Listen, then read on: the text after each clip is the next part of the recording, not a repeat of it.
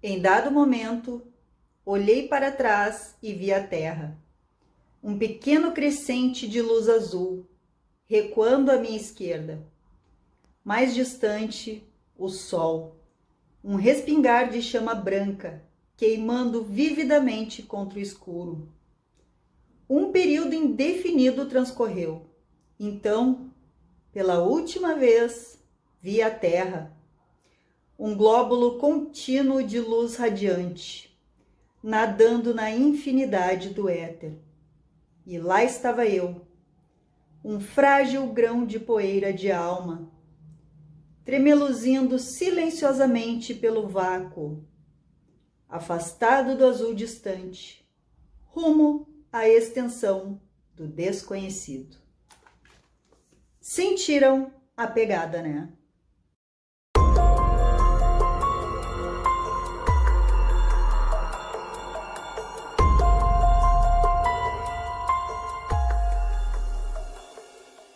Aê! Finalmente, literários! Finalmente, meus queridos, minhas queridas, vamos conversar sobre uma baita obra. Não, já digo aqui para vocês que é um dos melhores livros, na verdade uma novela, né, gente, das melhores desse ano, juntamente com Noite Polar, que foi extraordinário. Gente, A Casa à Beira do Abismo, do William Hope Hodgson. Gente, que coisa mais incrível. Vamos falar sobre essa edição aqui e sobre esta outra edição aqui também, tá, gente? Eu li as duas. Então, eu peço que vocês fiquem até o final, tá, gente? Porque assim, ó, vale a pena. Eu vou ler alguns trechos para vocês e, gente, que leitura espetacular. Eu recomendo para todos, tá? Mas os recadinhos antes, né, pessoal? Se inscrevam no canal, deixa o likeão aí, os links para as redes sociais, para o e-mail, tá tudo aqui embaixo. E eu vou deixar um link direto também para a compra de todas as edições disponíveis, porque existem vários títulos, mas que trata da mesma obra, tá, gente? É A Casa à Beira do Abismo, A Casa no Limiar, A Casa no Fim de Tudo, enfim, tá? Eu vou deixar tudo nos comentários e no box de descrição do vídeo, tá? Gente, outra coisa, eu não costumo fazer anotações, eu, né, venho aqui, converso com vocês, mas eu peço desculpas que desta vez eu coloquei algumas pequenas observações aqui para eu me guiar, tá? E logo vocês vão entender por quê, tá? Outra coisa também, tá, gente? Qualquer coisa que eu fale aqui sobre o livro, sobre a história, não vai chegar nem perto da experiência de leitura que vocês vão ter quando vocês lerem esse livro, tá? É assim, pessoal, é um horror cósmico à la Carinha de Bunda da melhor qualidade. Bom, vocês estão vendo que eu fiquei super empolgada com essa leitura e fiquei mesmo, gente. Eu fiquei assim embasbacada com essa história. Achei assim magnífica e vocês sabem que eu não sou de tecer tantos elogios assim para as coisas que eu leio e para as coisas que eu assisto, tá? Mas como eu disse, fiquem até o final para vocês entenderem bem como é a história, porque pode funcionar para algumas pessoas, como eu, e pode não funcionar para outras pessoas, tá bom, gente? Mas vamos lá, então. Não vou falar do escritor, tá, gente? Porque eu acho que esse vídeo ele vai ficar um pouquinho longo, então eu não vou, né, ter mais alguns minutos gastos com isso, tá? Vocês podem achar aí no Google, numa rápida pesquisa, informações sobre esse cara, tá? Mas ele tá aí no hall de Lovecraft, né? Todo esse pessoal mais antigo falando de terror cósmico, enfim, tá? Ele acho que é considerado o primeiro a tratar do tema de alienígenas nas obras de terror, de horror cósmico. Sim, gente, assim, ó, incrível, gente, incrível. Mas vamos lá, tá? Começando então, vamos ver aqui pela edição da Escotilha, tá, gente? Que a tradução é do Oscar Nestares, que eu acho que assim, ó, isso deu o toque especial para que a experiência de leitura fosse tudo isso que ela foi, tá? Eu falei com ele no Instagram, né? Ele deixou um comentário que eu marquei ele E ele diz que essa história aqui para ele também é assim, tem um carinho especial. Ele gosta muito da história também. E na edição então da Escotilha, gente, nós temos A Casa no Fim de Tudo e virando o livro, nós temos mais uma outra novela, tá? Que é do mesmo autor, tá, gente? Mas por enquanto eu li só essa daqui, tá? Então como é que começa? No início aqui nós temos o William dizendo que ele recebeu um manuscrito, né? Que ele tá meio receoso com esse manuscrito, né? Que ele vai escrever aqui para nós como é que foi essa história, né? Que ele tá meio reticente com essa história, né? Enfim, é só uma página ele dizendo que recebeu então esse manuscrito. E aí nós vamos para dois amigos. Dois amigos estão indo pescar na Irlanda. Tinha que ser na Irlanda, né, gente? Só podia ter essas coisas estranhas na Irlanda, né? Pois é. Eles estão indo lá para a Irlanda pescar. E eles veem que o local que eles estão indo, o pessoal fica meio assim, olhando eles meio de canto, né? Mas eles vão. Então eles montam o acampamento, tudo, e vão dar uma caminhada pelo lugar. Até que eles encontram um riachozinho lá onde eles vão pescar, e próximo desse riacho, eles encontram as ruínas da casa no fim de tudo, ou a casa do limiar, ou a casa à beira do abismo. Porque assim, gente, é uma casa que, falando, né, de forma assim, a arquitetura, né, toda a engenharia ali do local, não teria como ter uma casa, né? A casa fica num abismo mesmo, né? Mas eles estão vendo só as ruínas e ficam bem impressionados com aquilo ali. Então, fuçando lá, né? Olha aqui, olha ali, eles encontram um manuscrito, que é esse que vai cair então nas mãos do nosso escritor aqui, do William, né? Eles encontram esse manuscrito e aí entra uma história dentro da história, que eles abrem o manuscrito e é um diário de um senhor, de um idoso, que ele vai começar a narrar todas as loucuras que aconteceram com ele quando existia a casa à beira do abismo. E eu já digo para vocês assim, parece, para quem sabe que eu gosto, né? Eu já comentei várias vezes. Parece que esse senhor, ele faz uma viagem astral, ele tem uma EQM, ou ele, sabe, ele se transporta para outra dimensão. É bem, quem acompanha os relatos de EQM, gente, vai se identificar muito com o que está escrito aqui. Porque o que acontece? Ele vai começar a escrever coisas que aconteceram na época que ele estava morando lá, né? Então ele tem um determinado ponto ali que ele vai falar para nós que ele mora isolado, mora com a irmã, né? E ele estava um dia numa sala ali, na sala dele, e as paredes começaram a ficar estranhas, uma luz diferente dentro de casa, e ele se viu subindo, indo para o espaço, se afastando cada vez mais, até que ele olhou para trás e viu a Terra pequenininha. Aí que eu digo para vocês que é viagem astral, é EQM, é exatamente assim que as pessoas narram, gente. Aquele afastamento, sabe? Até que tu simplesmente vai pro espaço. E ele faz essa viagem, deixa eu dar uma olhadinha aqui, né, gente? Senão eu vou me perder aqui. Ele faz essa viagem, então, e ele começa a contar para nós tudo que ele tá vendo. Inclusive, ele vai parar no local como se fosse outra dimensão, porque é no mesmo lugar, só que não é mais a casa dele. É o mesmo lugar, parece ser a mesma casa, mas claro, não pode ser. Por isso que eu digo para vocês, parece que é outra dimensão. Ele tá no mesmo lugar, mas em outra dimensão, né? E ele vê deuses antigos, ele vê o sistema solar, ele vê essa casa de uma forma diferente, mas mesmo assim a casa continua sendo à beira do abismo. Olha que estranho, a casa já fica perto de um abismo, gente. Sabe-se lá o que tem lá embaixo daquele abismo, né? Fica aí, né, para nós pensarmos sobre.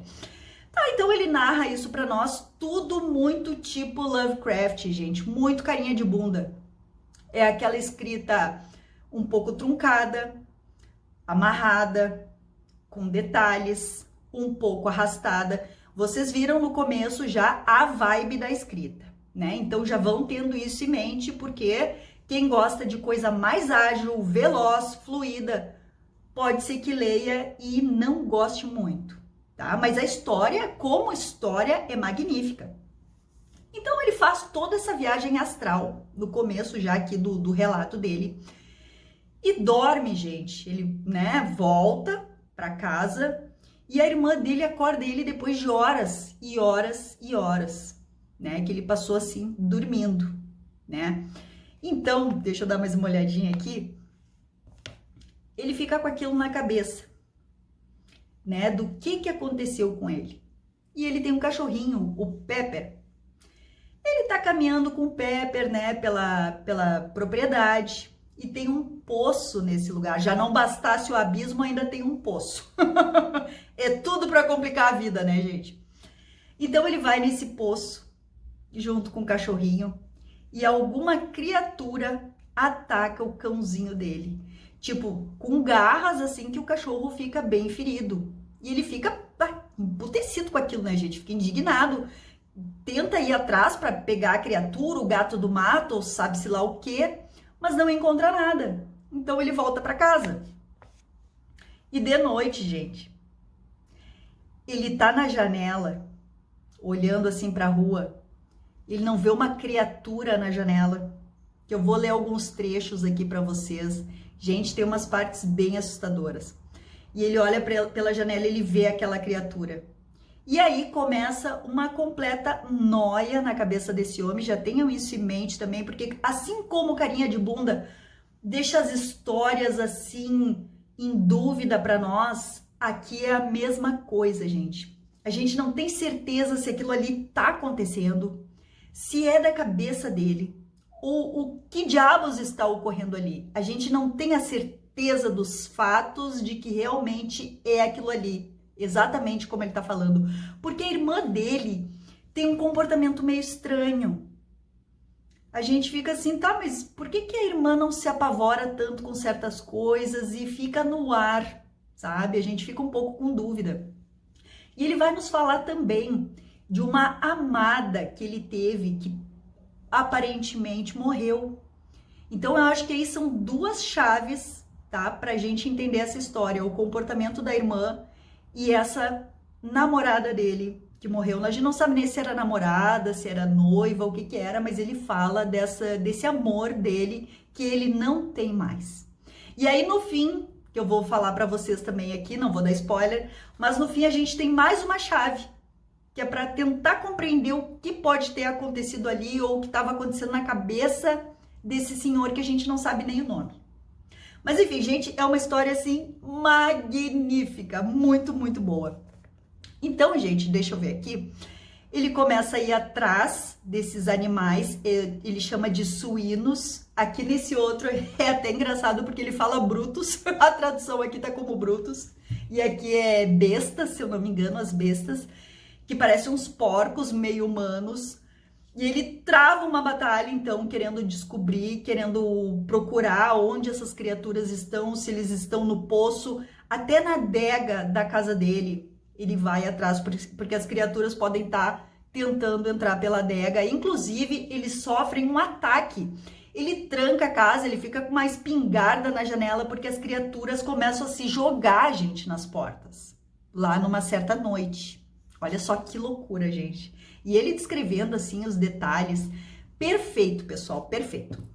E aí, então, eu acho que aqui já mais ou menos para me encaminhar aqui pro final da história, que eu quero ler aqui os outros trechinhos para vocês. Ele vai fazer mais uma viagem. Ele vai estar em casa, então, né? Passado tudo isso, ele não consegue achar as criaturas, não consegue pegar as criaturas.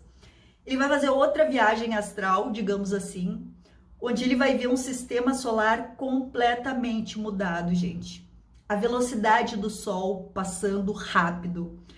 O sistema solar diferente, uma luz verde enorme, uma estrela surgindo, me lembrou muito, eu acho que isso aqui foi uma grande inspiração para o Cthulhu, gente, porque fala muito aqui de luz verde, de coisa verde, e a gente entende que ele está falando de seres ancestrais cósmicos também, tá? Genial, pessoal, genial, genial, genial. Então, ele vai ver essa alteração no tempo, essa aceleração no tempo, porque ele também está fazendo uma viagem no tempo, né? Ele está indo para outra dimensão, está fazendo ali uma viagem astral e uma viagem no tempo, de certa forma, também. Gente, magnífico. Então eu vou dar uma lida aqui para vocês. São poucas coisinhas, tá, que eu marquei, mas que vale a pena vocês conferirem para ver a escrita. Eu adorei a escrita, né, gente? Pode parecer um pouquinho pesada, mas assim, eu acho que vale muito a pena.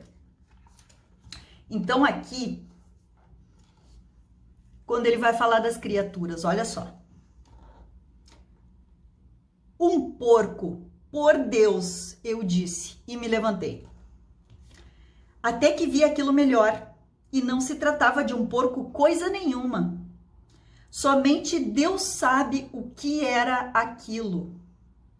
Lembrou-me vagamente da coisa medonha que assombrara a grande arena. A arena, esse local, na outra dimensão para onde ele se teletransportou, que era onde estava ali digamos assim, a outra casa nesse mesmo lugar. Ele chama de arena. Aquilo tinha boca e mandíbula grotescamente humanas, mas era completamente desprovido de queixo, por assim dizer. O nariz se prolongava como um focinho. Assim era isso que, junto com os pequenos olhos e as estranhas orelhas, dava-lhe uma aparência extraordinariamente suína. Quase não se via a testa, e toda a face era de um tom branco hostil. Gente, olha o que são essas criaturas. E numa parte ele vai falar para nós que essas criaturas começam a correr atrás dele e elas meio que correm de quatro e se levantam e correm em duas pernas. Gente, imagina um troço desse atrás de vocês. Pois é. E aí um outro trecho que eu separei aqui, que eu achei sensacional, é quando ele faz a segunda viagem, que daí ele vai dizer assim: o tempo todo Pepper dormia. Agora, sentindo-me solitário e perturbado, chamei-o bem de leve, mas ele não se deu conta. Chamei-o novamente, erguendo um pouco a voz. Ele continuou imóvel. Fui até onde ele estava deitado e o toquei com o pé para acordá-lo. Com o movimento, por mais suave que tenha sido, ele se desfez em pedaços. O Pepper, o cachorrinho.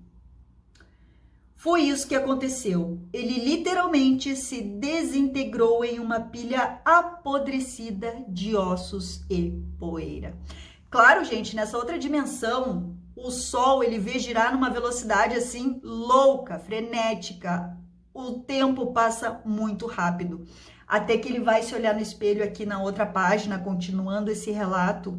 Ele se olha no espelho e ele vê um velho. Gente, essa cena aqui também, essa passagem é medonha, gente. Olha, que baita livro, gente, que baita história. E aí, finalizando essa edição, tem um pequeno poema, uma rima, que é bem no final. E aí diz assim, ó: os rapazes que encontraram o manuscrito. Aí ele termina a história e tem como se fosse um apêndice. Encontrei essas estrofes escritas a lápis, em um pedaço de papel almaço colado atrás da folha do manuscrito. Elas aparentemente foram escritas em uma data anterior a ele. Então, essas estrofes, escritas antes desse diário, foram encontradas junto com o diário. E eu achei, eu não vou falar para vocês, mas eu achei bem esclarecedor. Porque vai falar da angústia desse senhor e da cabeça dele. Por isso que eu digo para vocês, uma das chaves para entender a história é o comportamento da irmã, a namorada que ele perdeu, a amada, e essas estrofes achadas aqui que foram escritas antes dessa loucurada que ele entrou, tá? Claro, não sei aqui se eu estou certa, posso estar completamente errada, mas é o meu entendimento, tá? E aí vamos aqui para esse outro livro, ele é mais fininho, ele é tipo revista, gente, papel revista, é uma adaptação. mas eu vou dizer para vocês que é uma adaptação extremamente fiel, não é um texto mudado da história, é a mesma história, mas escrita de uma forma um pouquinho mais fácil, não muito, mas um pouquinho mais fácil. Então, quem acha Lovecraft difícil, quem sabe compra esse daqui. Eu vou deixar o link aqui para compra direta também aqui nos comentários. Quem sabe compra esse daqui, dá uma lida e depois pode partir para a história original. E esse daqui, ele tá muito bonito, tá, gente? Ele tem ilustrações. Eu vou mostrar aqui pra vocês. Olha só que legal. É um papel, assim, com uma qualidade muito boa, meio revista, sabe, pessoal? Acho que é bem papel revista mesmo. Ó os porcos aqui. Gente, muito bacana. Adorei. Recomendo demais. Tá? E aí, pra vocês terem ideia dessa última viagem astral, que é... Viagem astral é o que eu tô dizendo, né, gente? Que é totalmente, assim, estelar. Olha os últimos capítulos, porque o livro, ele é todo dividido em capítulos, tá? E aí, nos últimos são assim, quando ele faz essa viagem que o sistema solar, nossa, mudou completamente. Aí tem, assim, ó, um capítulo. Em rotação mais lenta, a estrela verde... O fim do sistema solar. Olha só, gente, que loucura. Os globos celestiais, o sol escuro, a nebulosa escura. Não, só pelo título desses capítulos já dá uma coisa na gente, né? Pois é. Só que tem um detalhe, tá, gente? Assim, a única crítica que eu vou fazer quanto a essa obra maravilhosa. Esses últimos capítulos aqui, que ele vai focar bem no sistema solar, nessa viagem maluca que ele tá fazendo, eu acho que ficou muito grande. Porque aí tu perde um pouco o ritmo, né? Apesar da escrita ser mais detalhada, mais truncada, tu tá num ritmo ali alucinado, querendo saber o que tá acontecendo. E aí chega aqui nesses capítulos, ele vai falar muito do que tá se passando ali. Sabe, desse sistema que tá diferente das estrelas, do sol. E eu acho que então podia ser reduzido, assim, uns 30%. 30% podia ser, assim, tirado desses últimos capítulos. E aí, pra mim, o livro ficava perfeito e eu dava nota 5, tá? Eu dei nota 4, que é uma baita de uma nota. Porque, gente, é excelente, tá? É excelente. Mas tenham em mente que não vai agradar a qualquer leitor. Quem gosta de coisa fácil, rápida, fluida, vai rebolar um pouquinho aqui com essa história. Mas como eu disse, quem sabe compra essa outra edição aqui, que ela tá um pouquinho mais fácil de ler, tá? Gente, fica a dica. Se gostaram, eu sei que vocês gostaram, deixa o dedo aí no likeão, senta o dedo no likeão. Eu vou deixar todos os links aqui no box de descrição do vídeo, nos comentários. E eu só digo para vocês uma coisa, repito de novo, tudo que eu falei aqui não vai chegar perto da experiência de leitura que vocês vão ter aqui. Mas fica mais uma dica também, não leiam antes de dormir, tá? Leiam quando vocês estiverem bem despertos, que vocês vão assim, ó, ter uma baita de uma experiência. Tá bom, gente? Nos vemos, né, eu e o Vlad aqui, no próximo vídeo, no modo Halloween. Vambora ler terror!